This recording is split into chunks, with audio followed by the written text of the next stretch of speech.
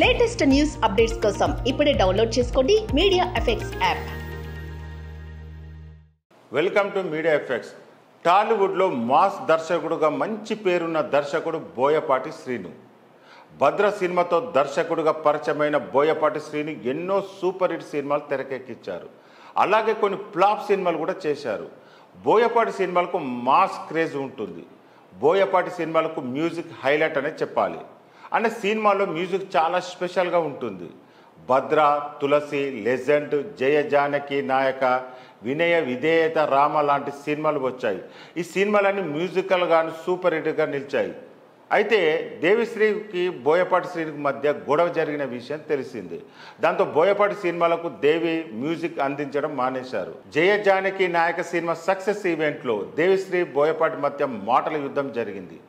బోయపాటి శ్రీను చెన్నైకి వెళ్ళి తనతో 14 రోజుల పాటు పనిచేసిన తర్వాత డిఎస్పి నుంచి ట్యూన్ తీసుకున్నానని చెప్పడంతో అసలు గొడవ మొదలైంది. అసలు ఏం జరిగిందంటే, నేను దేవిశ్రీ ఈ సినిమా కోసం నిద్ర కూడా పోనివ్వలేదు.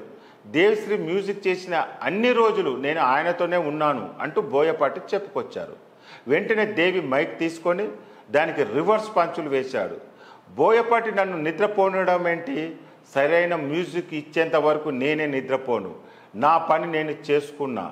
బోయపాటి ఇందులో ఇన్వాల్వ్ అయింది చాలా తక్కువ, అది కూడా ల్యాప్టాప్లో ఇంగ్లీష్ సినిమా చూస్తూ కూర్చున్నాడు అంటూ స్టేజ్ పైన దిమ్మ తిరిగి పంచి వేశాడు.